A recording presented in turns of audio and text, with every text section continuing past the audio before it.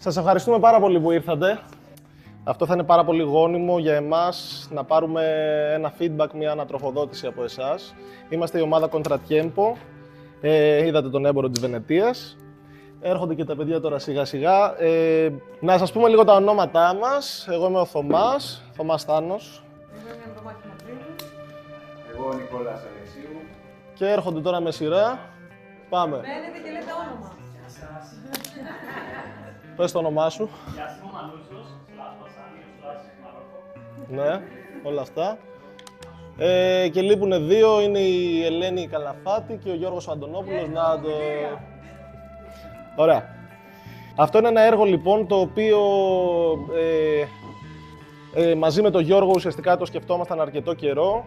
Ουσιαστικά είχαμε πολλούς έντονους προβληματισμούς σχετικά με το γιατί αφορά το σήμερα τόσο πολύ ο έμπορος της Βενετίας και έχουμε κάνει μια εκτενή μελέτη πάνω σε αυτό. Ένα βασικό ερώτημα το οποίο τίθεται και θέσαμε εμείς μέσα από αυτή την παράσταση είναι το αν το δίκαιο είναι και ηθικό. Δηλαδή βλέπουμε ότι ο Εβραίος Σάιλοκ δικαιούται. Περάστε. Γνωρίζετε ένας πολύ σπουδαίος θεατρικός συγγραφέας, και αν θέλετε να καθίσετε εδώ μαζί μας. Εκεί που είχα μείνει ουσιαστικά είναι το κατά πόσον ένας βασικός προβληματισμός που είχαμε εμείς και προσπαθήσαμε να θέσουμε μέσα σε αυτή την παράσταση ήταν το κατά πόσο το δίκαιο είναι και ηθικό. Βλέπουμε δηλαδή τον Εβραίο τοκογλύφο Σάιλοκ, ο οποίος έχει ζητήσει τη λίβρα σάρκας του Αντώνιο, βάσει νόμου τη δικαιούται, αλλά τίθεται πολύ έντονα μέσα σε αυτό το κείμενο το κατά πόσο αυτό, ενώ είναι δίκαιο, είναι και ηθικό.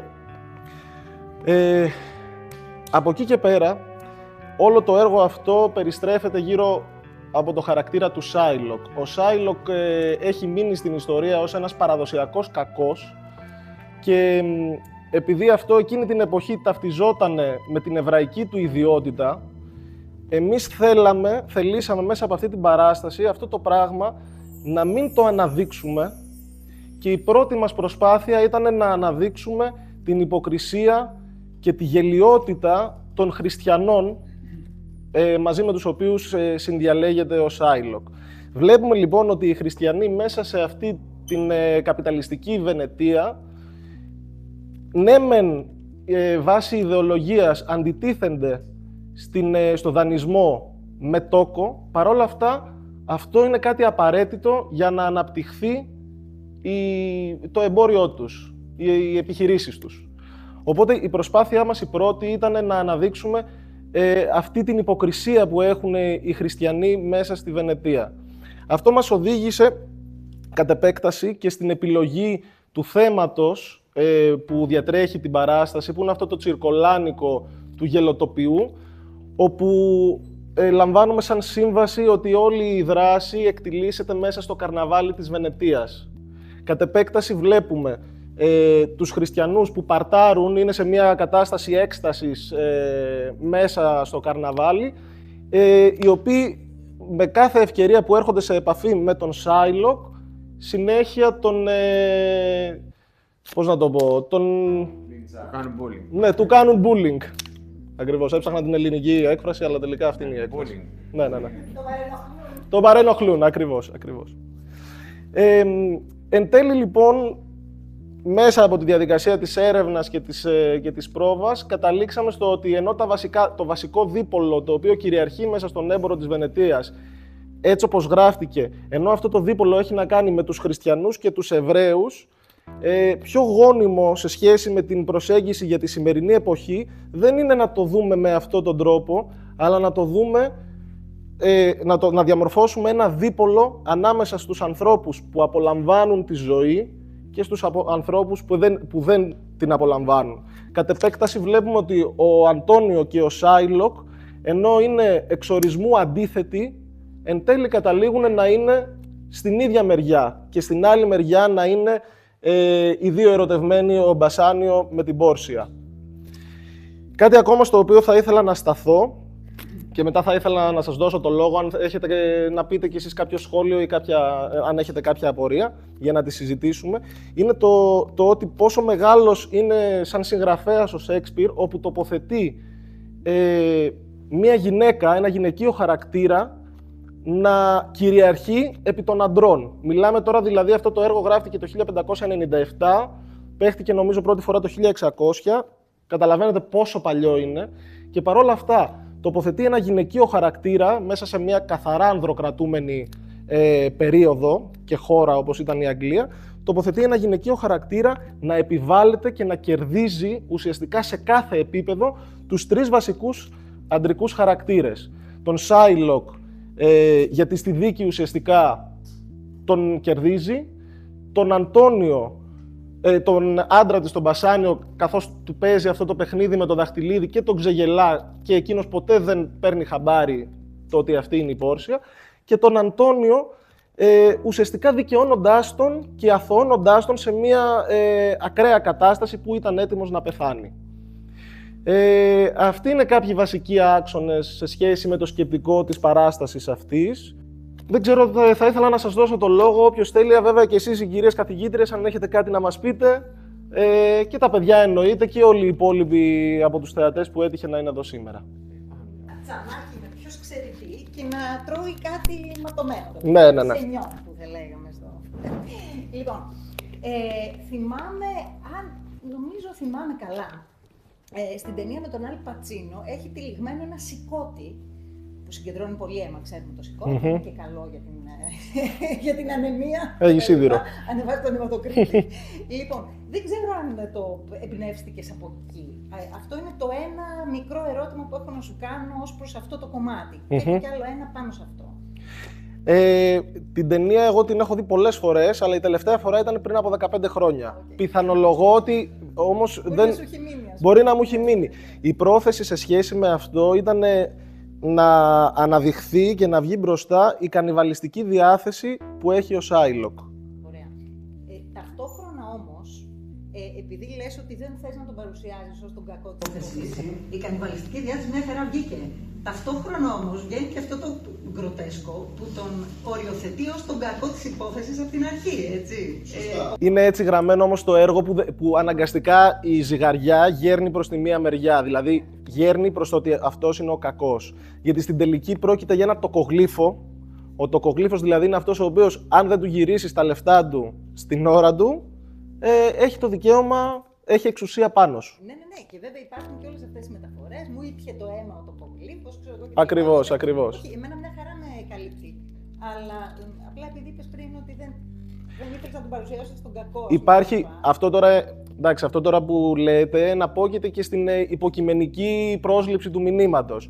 Ας πούμε, η προσπάθεια δική μας μέσω των σκηνών με την Τζέσικα, η Τζέσικα είναι η κόρη του, έτσι. Ουσιαστικά του κλέβουν την κόρη του, χριστιανοί, δηλαδή οι αιώνιοι εχθροί του, κλέβεται ένας χριστιανός με την κόρη του. Αυτό είναι κάτι το οποίο τον οδηγεί σε μια κατάσταση έκρηθμη, δηλαδή σκίζει τα ρούχα του. Πέρα από αυτό, του κλέβει η κόρη του η ίδια, το σπλάχνο του δηλαδή, τα λεφτά του. Οπότε μία ή άλλη, από μόνο του το έργο, δίνει και μία διάσταση δικαίωσης στον ίδιο το Σάιλοκ. Θες να πεις, Γιώργο, και εσύ κάποια πράγματα σε σχέση με αυτό που είναι και ο δικός σου ρόλος?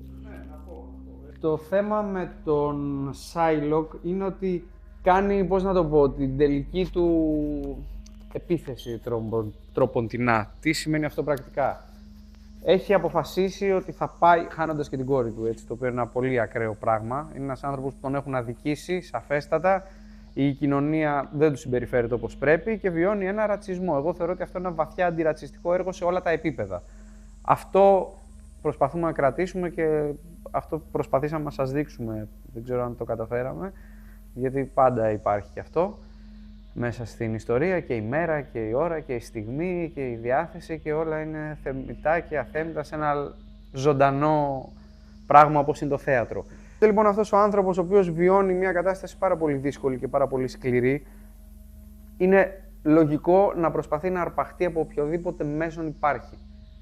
Θα κάνω μια μικρή παρένθεση και θα πω τι είναι ακριβώς αυτό που τρώμε. Αυτό που τρώει όντως δείχνει και δίδει την ανθρωποφαγική τάση του ανθρώπου, αλλά γίνεται και αντικείμενο χλέβης, όταν το ρίχνουν στα μούτρα, και στο τέλος ένα πράγμα το οποίο του μένει πάνω σαν πληγή του ιδίου. Τι? Από εκεί ξεκινάει. Ναι. Δηλαδή κάνει έναν ολόκληρο κύκλο και ξαναγυρνάει από την αρχή. Από τροφή δηλαδή γίνεται μέχρι πληγή και μέχρι... Δηλαδή ακόμα και το πιάτο δείχνει αυτή τη μεγάλη διαδρομή την οποία διανύει και ο ρόλος και όλοι εκεί μέσα. Όλα τα πράγματα αλλάζουν χέρια. Και έτσι είναι και η κοινωνία φτιαγμένη. Σήμερα εσύ, αύριο εγώ, αύριο άλλος, και κάνει ένα μεγάλο κύκλο το πράγμα. Αυτό που είναι φοβερό είναι ότι αυτός επικαλείται νόμους άλλων, οι οποίοι δεν τον αντιπροσωπεύουν, δεν πρεσβεύουν την ιδιοσυγκρασία του, για να μπορέσει να κάνει κακό στους αντιδίκους του, στους αντιπάλους του, στους ανθρώπους που δεν εκτιμά και δεν τον εκτιμούν. Και εν τέλει χάνει από αυτούς τους νόμους τους οποίους επικαλείται, δηλαδή δείχνει ο νόμος ότι έχει μία ελαστικότητα προς αυτούς που έχουν πάντα τη δύναμη. Και αυτό είναι ένα πολιτικο-κοινωνικό φαινόμενο το οποίο ξεκινάει από τότε, από πιο πριν σίγουρα, τα βλέπουμε με τον Αριστοφάνη και συνεχίζει και θα συνεχίζει από ό,τι φαίνεται. Να προσθέσω κάτι σε σχέση με τους νόμους της Βενετίας. Σκεφτείτε ότι έθεσε ως νόμιμο ένα γραμμάτιο, ένα συμβόλαιο, το οποίο με βάση αυτά τα οποία λέει η Πόρσια, υπάρχει ήδη νόμος που το ανατρέπει και μιλάει για αλλόθρησκους και αλλοεθνείς, το οποίο καθιστά αυτή την κοινωνία βαθιά υποκριτική απέναντι στο Σάιλοκ. Όλα αυτά εν τέλει καταλήγουν να είναι στοιχεία τα οποία με έναν τρόπο έμεσο αλλά και άμεσο μέσα στο έργο εξισορροπούν τη στάση του Σάιλοκ απέναντι στη στάση των χριστιανών. Γιατί υποτίθεται ότι η χριστιανική θρησκεία είναι αγαπάτε αλλήλους και δώσε το δεύτερο μανδύα και το κατάλογο. Έκανε ο Αντώνιο, ο οποίος κατά τα άλλα είναι ένας αφοσιωμένος φίλος κτλ. Που προτίθεται ακόμη και τη ζωή του να δώσει για το φίλο του, που είναι κάτι εξαιρετικά ευγενές. Είναι το ευγενέστερο πράγμα που μπορεί να κάνει κανείς, να θυσιαστεί για κάποιον άλλον. Απ' την άλλη του λέει θα σε ξαναφτύσω, θα σε ξαναφτύσω κτλ. Σε σχέση ας πούμε με το συγκεκριμένο, η όλη προσέγγιση η δική μας ήταν ότι ο Αντώνιο είναι ένας άνθρωπος κρυφά ερωτευμένος με το φίλο του. Δηλαδή δεν είναι τόσο ευγενική η πράξη αυτή, είναι πιο πολύ... Ναι, απλώς θέλω να πω ότι το... Σκεφτείτε ότι μια ομοφιλοφιλική σχέση την περίοδο εκείνη, εδώ μέχρι και τις μέρες μας, είναι κάτι το οποίο είναι δακτυλοδεικτούμενο πολύ συχνά σε διάφορες κοινωνίες. Πόσο δε μάλλον σε μια κοινωνία της Βενετίας του 1600. Οπότε η προσέγγιση υπονοείται με έναν τρόπο, και εμείς επιλέξαμε αυτή την κατεύθυνση, ότι ο Αντώνιο είναι κρυφά ερωτευμένος με τον Μπασάνιο, γι' αυτό και διατίθεται να φτάσει την κατάσταση μέχρι τα άκρα. Δηλαδή, άμα θα έρθει εμένα ο αγαπημένος μου φίλος και μου ζητήσει μια τέτοια βοήθεια, δεν μπορώ να πω ότι θυσιάζω, βάζω ενέχειρο το κορμί μου, τη ζωή μου την ίδια, για να βοηθήσω το φίλο μου. Υπάρχει κάτι πολύ πιο βαθύ και καταλήγει να είναι και νοσηρό αυτό το πράγμα. Δηλαδή, η αντιμετώπιση του Αντώνιο στα πράγματα, κατά τη δική μας ανάγνωση, είναι νοσηρή. Δηλαδή, είναι κρυφά, εμείς έτσι το είδαμε, ότι είναι κρυφά ερωτευμένος με τον Μπασάνιο, γι' αυτό φτάνει και την κατάσταση αυτή στα άκρα. Δεν ήταν το πρόβλημά τους αν ήταν γκέι, αν ήταν μπάι, αν ήταν δεν ξέρω τι. Οπότε θεωρώ ότι εκείνη την εποχή, χώρια που με τους πολέμους με το ένα με το άλλο, οι ανδρικές φιλίες, όπως και στην αρχαιότητα, μπορεί να το πηγαίναν κι αλλού κάποια στιγμή, η λήψη γυναικών και δεν ξέρω τι. Πολύ σωστά, βέβαια. Οπότε δεν ήταν τόσο έντονο αυτό. Αυτό προέκυψε πολύ μετά. Σωστά. Εμείς μην ξεχνάτε, όμως, κάναμε κάποιες επιλογές. Πάντα όταν εξετάζεις ένα θεατρικό κείμενο στο οποίο μπορείς να δώσεις διάφορες ερμηνείες, κάναμε τις επιλογές και που θα μιλήσουν στο κοινό και που θα δώσουν και το μεγαλύτερο πλούτο υποκριτικό. Τον υποκριτικό πλούτο στο μεγαλύτερό του βαθμό. Δηλαδή ένας άντρας ο οποίος είναι αλλιώς να αντιμετωπίζει τον Μπασάνιο Αντώνιο σαν αγαπημένο φίλο και άλλο σαν έναν κρυφό πόθο, έναν εραστή που θα ήθελε να έχει και επιλέγει να του δοθεί ολοκληρωτικά μέχρι και με τη ζωή του. Αυτό δηλαδή, για να καταλάβετε, είναι κάτι το οποίο μιλάει στο σημερινό κοινό, δηλαδή μια ομοφυλοφιλική σχέση είναι κάτι το οποίο είναι ένα δεδομένο της κοινωνίας μας, έτσι. Και σύν της άλλης δίνει και στον ηθοποιό ένα άλλο βάθος για να προσεγγίσει το συγκεκριμένο ρόλο. Φυσικά. Μα ο Βασάνη πρώτα απ' όλα δεν είναι ότι έχει ερωτευτεί την πόρση, δεν την ξέρει καν. Λέει ότι ξέρω εγώ. Δεν την έχει δει. Ξέρει ότι είναι πλούσια και όμορφη, έχει ακουστά ότι είναι πλούσια και όμορφη. Και από αυτή την άποψη κάνει και αυτή την αλλαγή ότι τον ήξερα από πριν και ξέρω εγώ τον Βασάνη κτλ. Καλό ήταν και αυτό, γιατί όχι. Δεν έχω θέμα για τις αλλαγές. Ναι. Καλά, το έργο έχει πάρα πολλές αλλαγές από το original. Θεωρώ ότι τα χαρά εξωματώθηκαν πάρα πολύ ωραία. Και βέβαια κάποια υποψήματα προκειμένου να δεχτεί με 5 ηθοποιούς που ήταν μια χαρά με 5 ηθοποιούς εγώ το διαπίστωσα σήμερα. Λοιπόν, τέλος πάντων, είναι σαφές ότι ο Μπασάνιο θέλει να πάρει την πόρσα για να πάρει τα λεφτά της, για να ξεχρεώσει το φίλο του. Δεν τον ενδιαφέρει, δεν γενικά τα χρέη. Τα χρέη του, πράγμα, γενικώς τα χρέη του, γιατί δεν είναι έτσι. Τα πιο πολλά τα χρωστάει βέβαια στον Αντώνιο, αλλά έχει χρέη από εδώ και από εκεί κτλ. Και αυτό είναι μια λύση για να ξεχρεώσει. Αυτό είναι τώρα λίγο και θέμα ερμηνείας, αν μου επιτρέπετε να σας πω, γιατί συμφωνώ στα περισσότερα από αυτά που είπατε, συμφωνώ. Ναι. Θέλαμε για το προτέστο, το αίμα μάλλον, που πήγαινε από τη γιορτή προς την εμφάνιση του Γιάννη της ταυτότητα μέσα από το Μιτσάκι. Θεωρώ ότι δεν είναι τίποτα τυχαίο, πραγματικά. Έχεις πολύ δίκιο. Σε συνεργασία με τη σκηνογράφο ουσιαστικά κάναμε μια επιλογή σε σχέση με τη χρωματική παλέτα που είδατε, η οποία ουσιαστικά στη Βενετία χρησιμοποιήσαμε το κόκκινο, το πορφυρό σαν χρώματα και στο Belmont χρησιμοποιήσαμε πώς το λέμε αυτό? Πετρόλ. Το πετρόλ.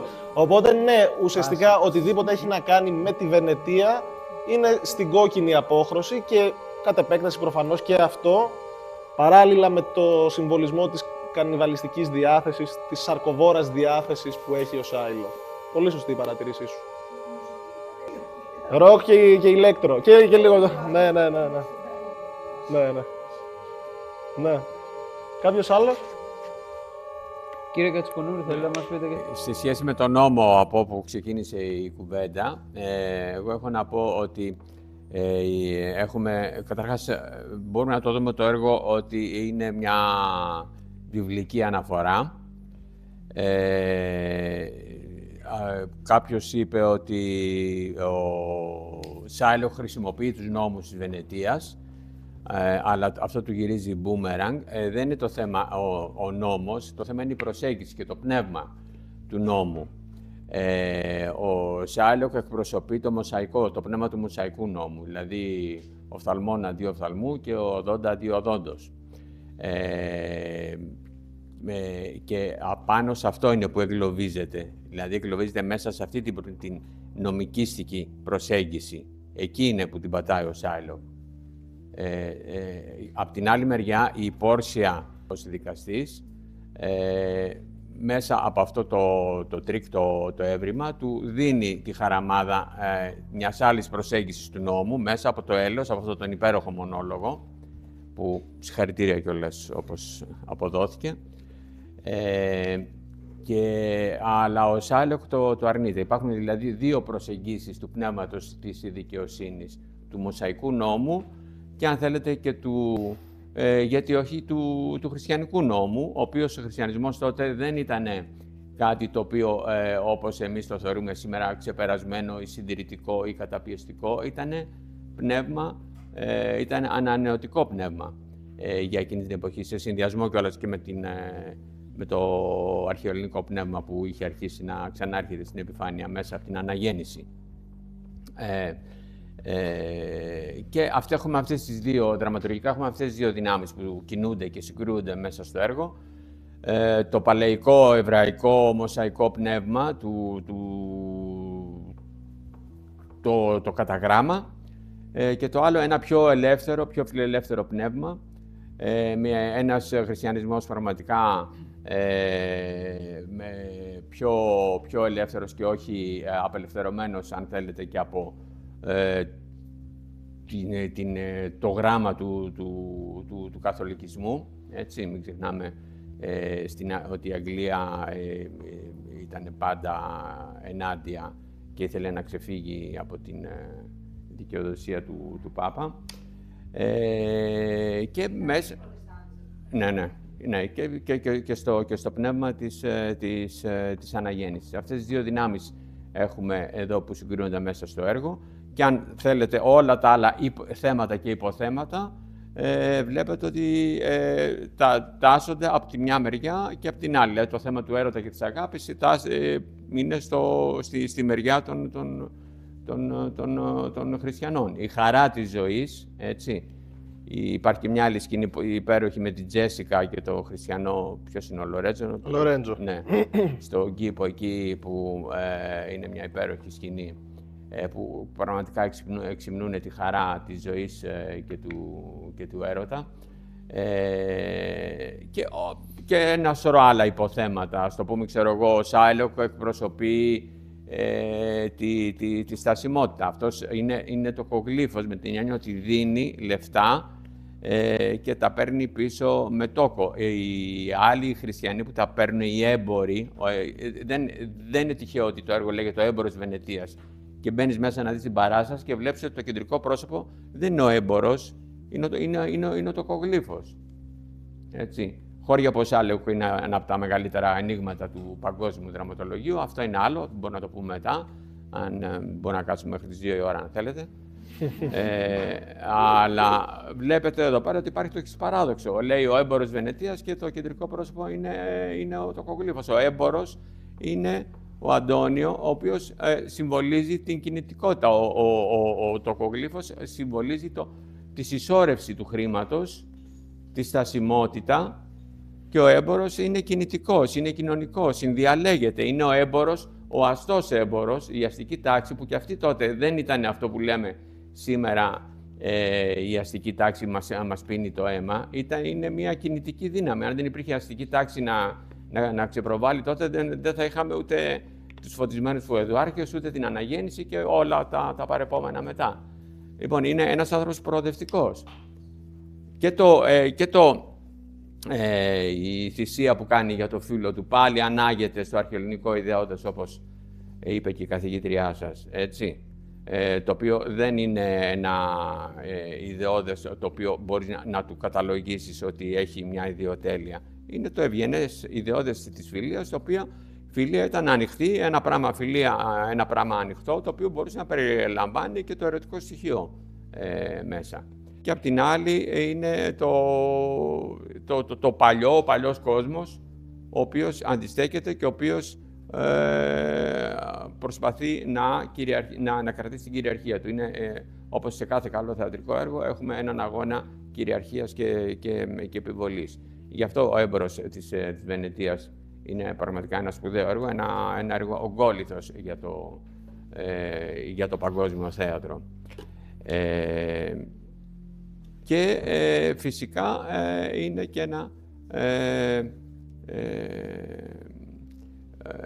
δραματικό πρόσωπο ο Σάιλοκ, δηλαδή δεν μπορείς να μιλήσεις για τον έμπορο της Βενετίας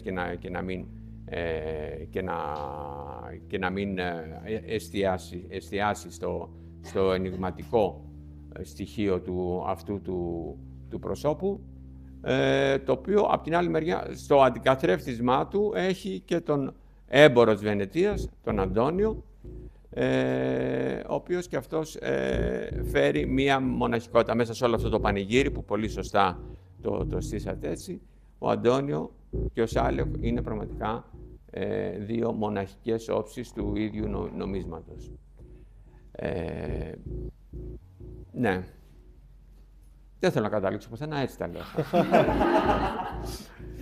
Ωραία.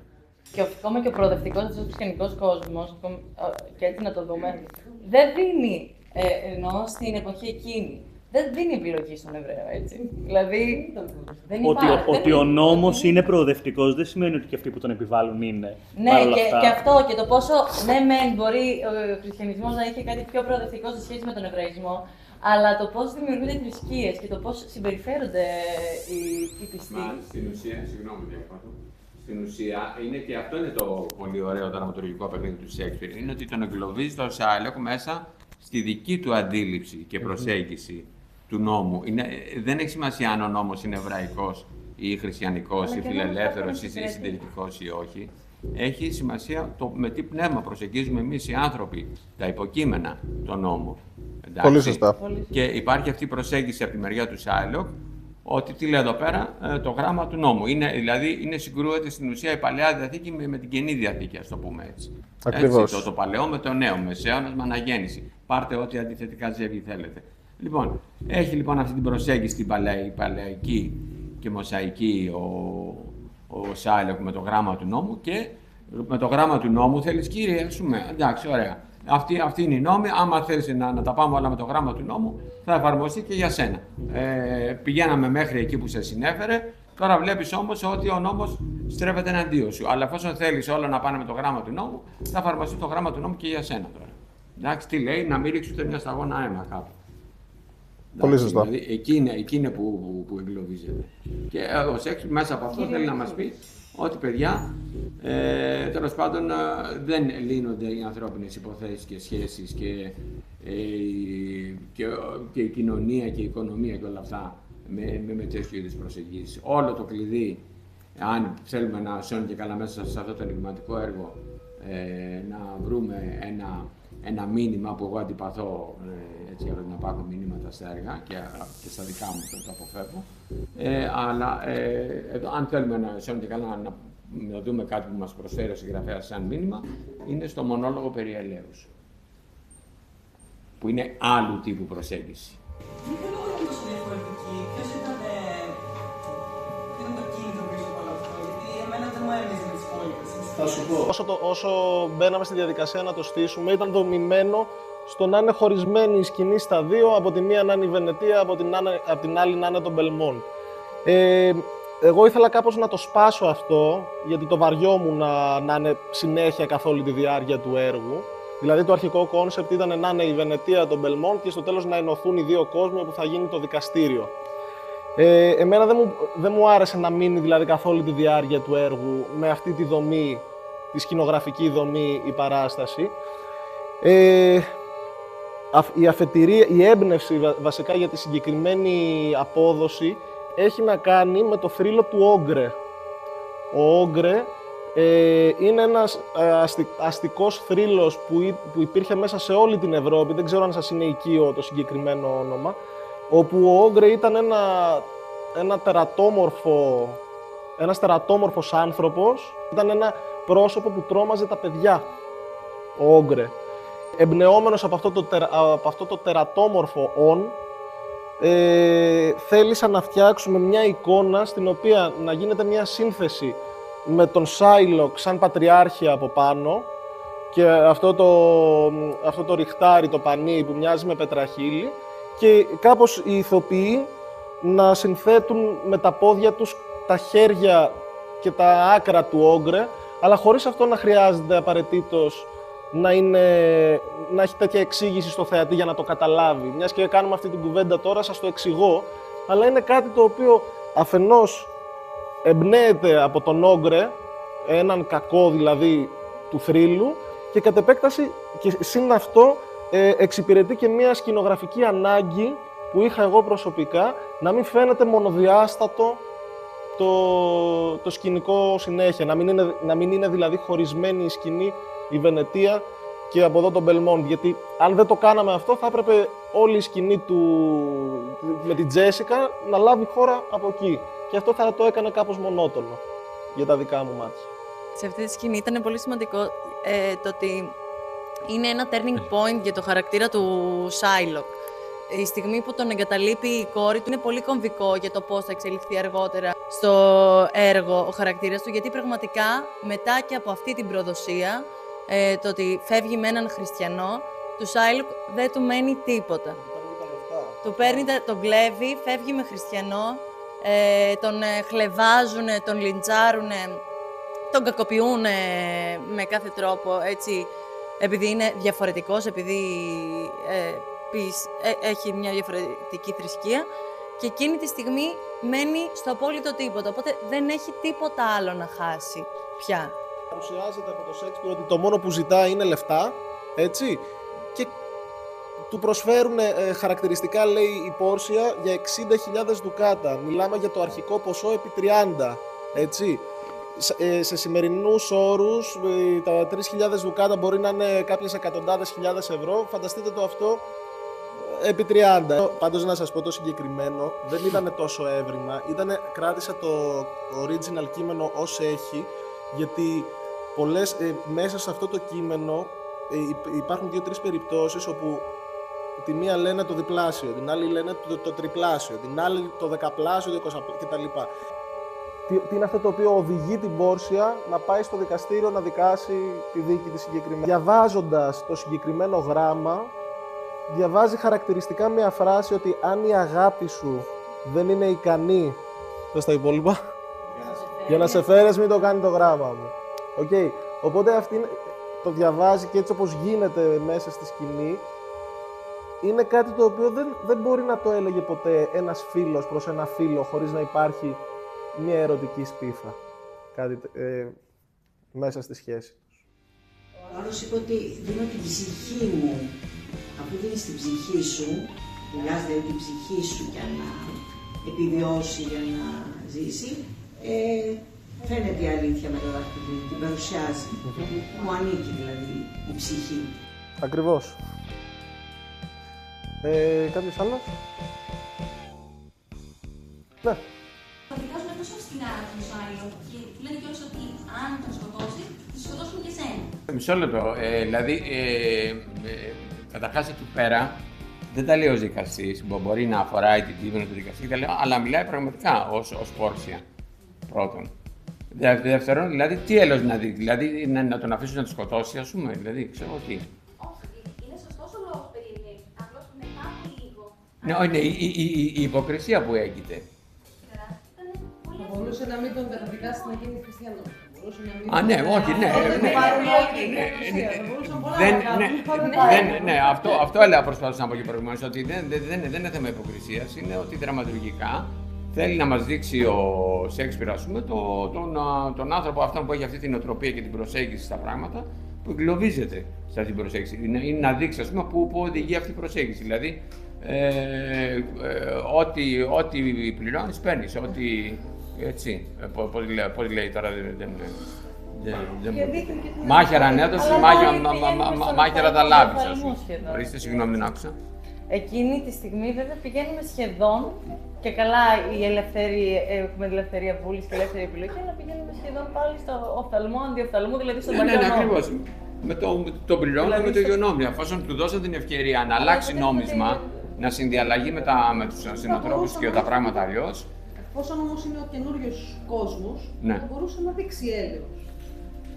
Ναι, με τον Μητρώτη να τον ξεπληρώσει με τον ίδιο τρόπο. Πάντως εκεί και η Πόρσια κάνει. Για να δείξει έλεος πρέπει να ζητήσει κι άλλος ένα συγγνώμη, να δείξει μια μετάνοια, κάτι. Σκέψου ότι αυτό το πράγμα γίνεται μια προσωπική στιγμή αυτών των δύο. Φεύγουμε από όλο το υπόλοιπο πλαίσιο του δικαστηρίου και πραγματικά έρχεται με απόλυτη ειλικρίνεια και του μιλάει και του λέει ότι μην το κάνεις αυτό το πράγμα, γιατί όταν εσύ ζητάς έλεος, πώς γίνεται να μην δίνεις έλεος. Είναι αντίθετο στη θρησκεία σου, στην ιδεολογία σου, στη δράση σου, στις πράξεις σου και ζητάς τον νόμο των άλλων για να χτυπήσεις έναν άνθρωπο. Του λέει ειλικρινέστατα λόγια, θεωρώ, να κάνει μια τελευταία προσπάθεια να τον πείσει με τα λόγια. Όχι, σκέψου δεν ότι είναι επιλεκτικό, απλά τώρα καταρχάς μιλάμε για ένα θεατρικό έργο, έτσι πάντα μην ξεχνάμε, δεν μιλάμε για το οποίο έχει κάπου θέλει να καταλήξει, θέλει να βγάλει ένα απόσταγμα το οποίο είναι το θέατρο, είναι κάτι το οποίο έχει φτιαχτεί, εγώ έτσι θεωρώ, από εμάς τους ανθρώπους για να μας διορθώνει και για να μας δείχνει τα κακό κείμενα της κοινωνίας. Έχει μια θεραπευτική ιδιότητα μοναδική, είναι μοναδικό στο είδος του, δηλαδή θα μπορούσε σε ένα τέλειο κόσμο απλά να μην υπάρχει. Η Πόρσια κάποια στιγμή, αφότου λέει το μονόλογο του Ελέους, μετά από λίγο υπάρχουν 3 ετυμηγορίες τις οποίες κατακεραυνώνει το Shylock. Το πρώτο ερώτημα το οποίο έθεσα εγώ στον εαυτό μου ήταν η Πόρσια που πηγαίνει στο δικαστήριο ξέρει αυτές τις ετυμηγορίες. Δηλαδή λέει ότι μιλάει για τη 1 λίβρα σάρκας ακριβώς και να μην χυθεί ούτε μια σταγόνα αίμα. Έτσι, δεν ξέρω αν το θυμάσαι μέσα στο κείμενο. Οπότε το ερώτημα είναι, τις έρχονται αυτά εκείνη τη στιγμή ή τα ξέρει ήδη? Γιατί εμείς το θεωρούμε αυτό σαν δεδομένο ότι δεν γίνεται η Πόρσια να πηγαίνει σε αυτό το δικαστήριο χωρίς να ξέρει άριστα τον νόμο της Βενετίας. Κατ' επέκταση, επειδή ο νόμος της Βενετίας είναι τόσο σκληρός, σε σχέση δηλαδή με αυτά τα οποία παρουσιάζει, είναι πάρα πολύ σκληρά. Κατ' επέκταση, επειδή ξέρει ότι θα αθωώσει τον Αντώνιο, επιλέγει να ζητήσει από τον Shylock, για να μην τον ξεσχίσει μετά στη συνέχεια, να του πει δείξε έλεος, και όλη η προσέγγιση κατ' επέκταση της ηθοποιού που το έπαιξε, της μάχης, ήταν να σκέφτεται από την αρχή ότι πρέπει να τον πείσω. Κατάλαβες? Γιατί κατά τα άλλα, αν δεν τον πείσει και δεν δώσει χάρη ο Shylock στον Αντώνιο, θα αναγκαστεί να τον ξεσχίσει. Γιατί έτσι είναι ο νόμος της Βενετίας. Κατάλαβες? Και να το πούμε και λίγο λαϊκά, είναι αυτό που λέει έλα να το βρούμε εξοδικαστικά. Ακριβώς.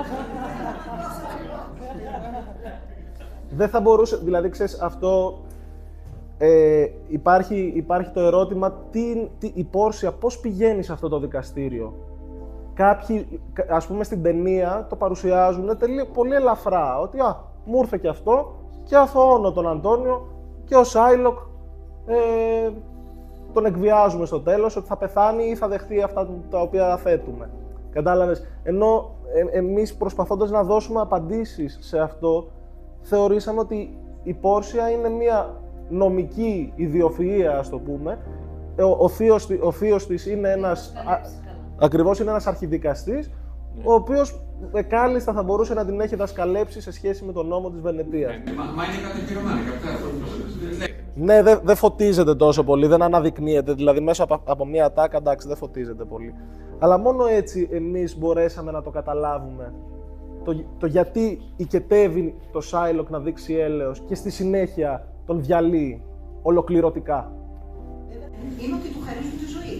Απ' την άλλη, γιατί κανονικά έπρεπε να λέει ότι όποιος επιβουλεύεται τη ζωή ενός χριστιανού και τα λοιπά, χάνει τη ζωή του, έτσι. Λοιπόν, οπότε του λένε, σου δείχνουμε έλεος, σου χαρίζουμε τη ζωή. Άιντε σου χαρίζουμε και τη μισή περιουσία με τη δέσμευση να τη δώσεις στην κόρη σου όταν πεθάνεις. Okay.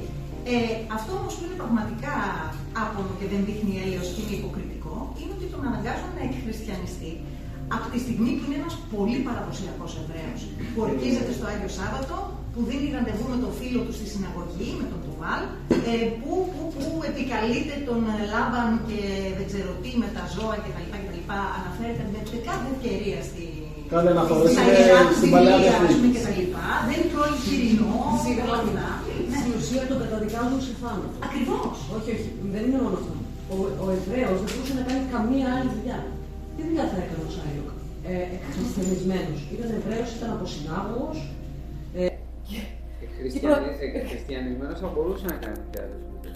Θα μπορούσε να λάβει γη. Ξαφνικά όλοι θα άλλαζαν άποψη για το Shylock. Δεν υπήρχε περίπτωση. Άρα δεν θα είχε ούτε να φάει. Άρα τον καταδικάζαν επί της ουσίας. Θα έπρεπε να φύγει από τη Βενετία όμως. Θα έπρεπε να φύγει από τη Βενετία. Όχι να μείνει εκεί. Γιατί ούτε οι χριστιανοί θα τον δέχονταν, ούτε οι Εβραίοι. Στην ουσία, ο χριστιανισμός του Shylock είναι η πρόσκληση, έστω με το ζόρι, αν θέλετε η επιταγή, του να προσχωρήσει σε ένα νέο κόσμο που εκτιλήσεται εκείνη την εποχή. Να θέλεις δεν θέλεις, να προσχωρήσεις είτε με το καλό είτε με το στανιό στον καινούριο κόσμο. Στο τέλος πάλι ο Εβραίος είναι αδικημένος και ο Εβραίος είναι αδικημένος. Φυσικά και ο Αντώνιο που, όπως τον είδα εγώ από τη στάση του σώματος, ένιωσε ότι αδικήθηκε γιατί δεν πέτυχε το κρυφό του κόρπο με τον φίλο Παύλα Εραστή.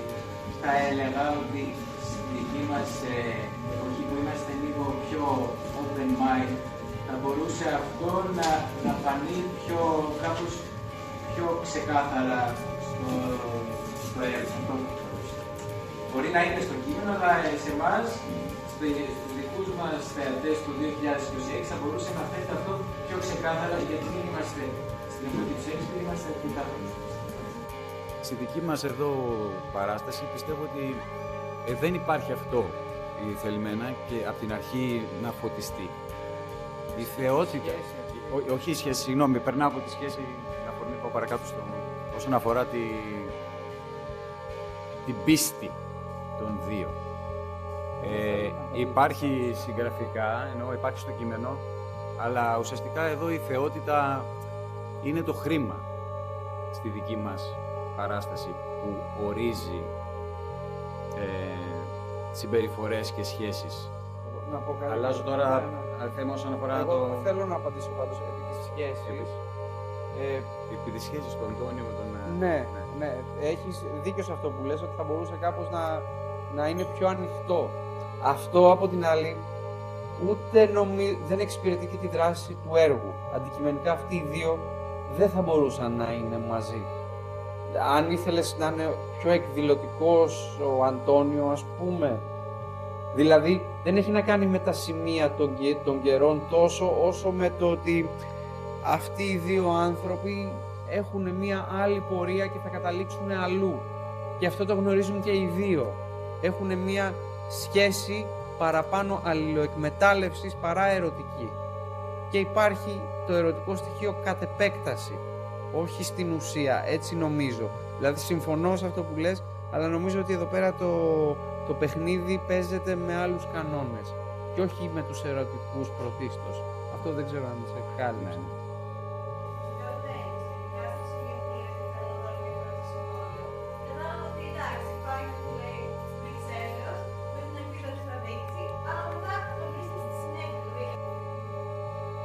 Αυτό έχει να κάνει και με τον τρόπο που το... Μην ξεχνάς ότι αυτό είναι ένα πάρα πολύ σύνθετο, ειδικά η συγκεκριμένη σκηνή του δικαστηρίου είναι μια πάρα πολύ σύνθετη σκηνή, όπου σκέψου ότι είναι όλοι οι χαρακτήρες επί σκηνής και αυτό το ξέρεις, ο καθένας έχει την δικά του θέλω, οπότε έχει να κάνει και με το πώς το προσλαμβάνει το κάθε υποκείμενο αυτό, δηλαδή ο κάθε άνθρωπος προσωπικά. Ναι.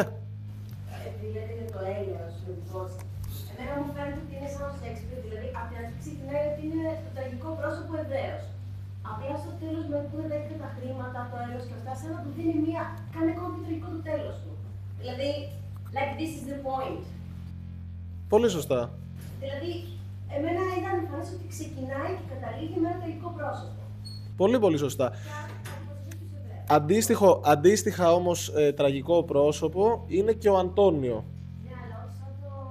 Δεν μπορεί να είναι σαν τον Εβραίο γιατί δεν υφίσταται τέτοια καθίζηση. Ευχαριστούμε. Άλλος? Ναι.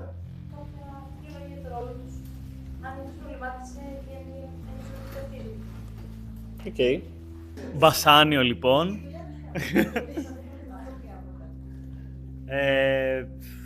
Ο Μπασάνιο είναι ένας πολύ αλλοπρόσαλλος τύπος.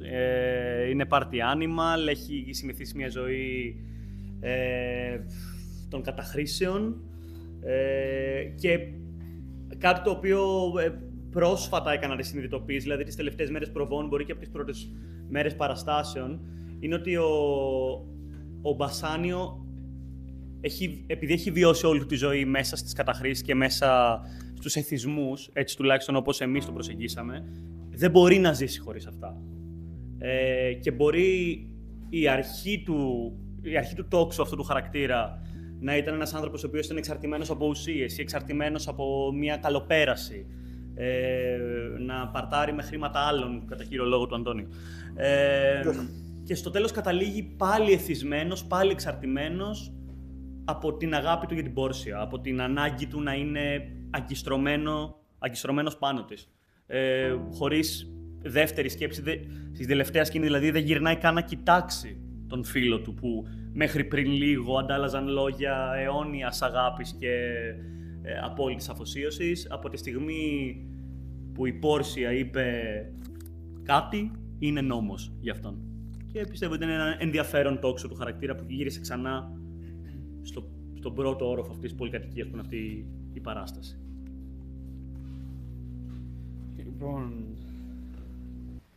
τι να πω τώρα για το Σάιλοκ. Υπάρχει μια φρασούλα εκεί μικρή που λέει «Εμένω και απαιτώ δικαιοσύνη». Η απέτηση και η αιμονή είναι δύο πράγματα του χαρακτήρα του. Όταν ένας άνθρωπος γεννιέται μέσα σε μια συνθήκη, όποια και να είναι αυτή, αρχίζει και γίνεται μέρος της συνθήκης. Αυτός είναι ένας άνθρωπος ο οποίος έχει βιώσει μια αδικία. Ζει μέσα σε ένα καθεστώς το οποίο τον καταδικάζει να έχει ένα πολύ συγκεκριμένο εύρος δικαιωμάτων. Αυτό το πράγμα κατευθείαν σε εντάσσει σε ένα τρόπο σκέψης. Δηλαδή, πέρα από όλα τα υπόλοιπα, το πλαίσιο του επιβάλλει τη σκέψη. Και εκεί κάνει και μια φοβερή αντιπαραβολή, γιατί η κόρη του αρχίζει και ξεπερνάει αυτό το μοντέλο ανθρώπινου είδους. Δηλαδή, η κόρη του είναι ένας πιο προοδευτικός άνθρωπος, ο οποίος θεωρεί ότι οι θρησκείες δεν μπορούν να χωρίζουν τους ανθρώπους και τα συναισθήματα. Αυτός εμένει και απαιτεί τα πράγματα να γίνονται με βάση ένα γράμμα ενός νόμου του οποίου έχει μάθει, τον οποίο δεν τον πολύ εξετάζει αν είναι σωστός. Είναι μέσα σε αυτή τη συνθήκη και αυτή την εξυπηρετεί απόλυτα. Αυτό κάνει στο έργο. Φυσικά, όταν είσαι ένας άνθρωπος με τόσο κολλημένο μυαλό, που εγώ δεν τον αντιλαμβάνομαι έτσι σε καμία περίπτωση, αλλά προς τα έξω βλέπεις έναν άνθρωπο ο οποίος έχει κάποιες αρχές τις οποίες δεν τις εξετάζει. Αν τον εξυπηρετούν, αν εξυπηρετούν τους άλλους, αν πηγαίνουν τα πράγματα προς ένα σημείο το οποίο να είναι βιώσιμο και για τον ίδιο και για την υπόλοιπη κοινωνία. Αυτό λοιπόν το κόλλημα μέσα σε πολλά εισαγωγικά που έχει, είναι αυτό που του δημιουργεί μονίμως προβλήματα στη ζωή του. Κάνει πολύ συχνά λάθος επιλογές. Όχι από κακία, αλλά επειδή δεν έχει τη διορατικότητα και την ευκολία να πάει πιο κάτω από εκεί που βρίσκεται. Και δεν ξέρουμε και αν θέλει. Ωστόσο, κάνει έναν μονόλογο πάρα πολύ σπουδαίο και σπαρακτικό και λέει ότι τελικά οι άνθρωποι γευόμαστε τα ίδια πράγματα στη ζωή. Είτε είμαστε από εδώ, είτε είμαστε από εκεί. Και παρότι το λέει, δεν το καταλαβαίνει. Το λέει για να το ακούσει και ο ίδιος, αλλά εμένει και απαιτεί να λάβει αυτό που θέλει αυτός. Και αυτό τον οδηγεί στην καταστροφή του. Ναι, βεβαίως. Γιατί έχει και μία, ναι, το εργαλειοποιεί και έχει και μία φοβερή λέξη που λέει ότι την κακία που μου διδάξατε θα την εφαρμόσω πέρα για πέρα. Τι να κάνω, λέει, θα είναι δύσκολο για μένα, αλλά παρόλα αυτά θα σας ξεπεράσω κιόλας. Και αυτό δείχνει πάρα πολλά πράγματα. Τα θύματα, όπως και στο σχολικό εκφοβισμό, γενικά, να γίνεται το θύμα θήτης. Δεν είναι ούτε θύμα ούτε θήτης. Είναι ένας άνθρωπος ο οποίος έχει μια πολύ συγκεκριμένη διαδρομή. Δεν τον θίγει κάτι. Είναι προσωπική, κατά τη γνώμη μου, η επιλογή του να οδηγεί τα πράγματα και να οδηγηθεί και να οδηγείται προς τα εκεί. Δεν θέλει να ρίξει νερό στο κρασί του. Τέλος.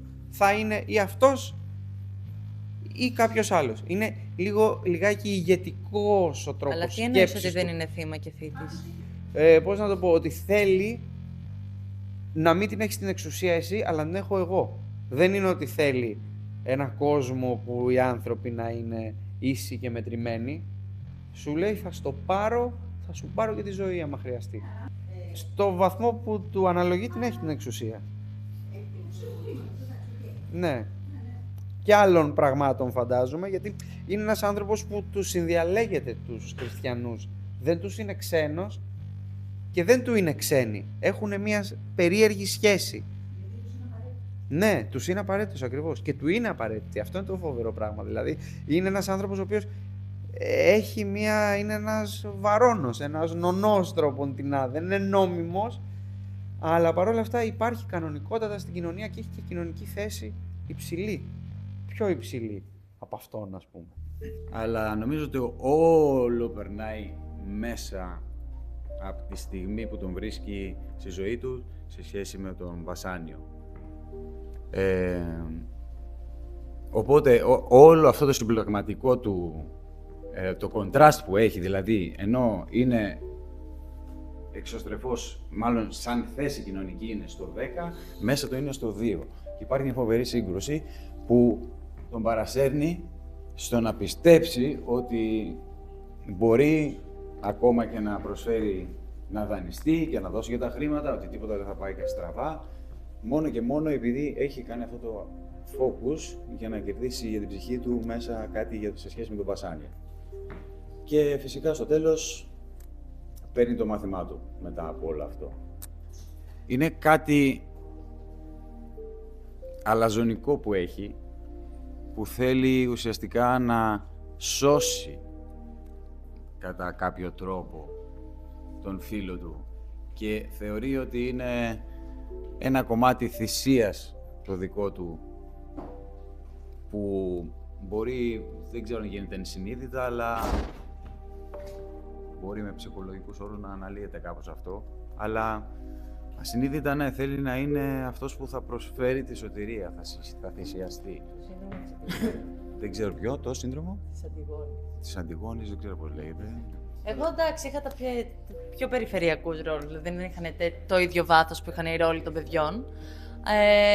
Αν κάτι, αλλά επειδή και είχαν και απόσταση βέβαια μεταξύ τους μεγάλη, αλλά αυτό που εγώ κρατάω από όλο και σε σχέση με την ταύτιση που ρώτησες είναι η γυναικεία φιλία. Δηλαδή αυτό ήταν το μέρος που μπορούσα να ταυτιστώ περισσότερο και την ελευθερία που μας έδωσε ο Θωμάς, ότι δεν φύγαμε λίγο από αυτό το στερεοτυπικό γυναίκες τέτοιο, ότι είμαστε κι εμείς κάφροι ρε παιδί μου μεταξύ μας, υπάρχει αυτό το στοιχείο και ήταν πολύ ωραία και η σχέση μας και η δουλειά αυτή που έγινε με τη μάχη, οπότε αυτό κρατάω και αυτό μοιράζομαι. Ευχαριστώ πολύ. Ευχαριστούμε. Σας ευχαριστώ και αγγλική φιλολογία εδώ. Και εκεί παντού. Επιμονή, παιδιά, επιμονή. Και εγώ αγγλική φιλολογία. Ευχαριστούμε πολύ.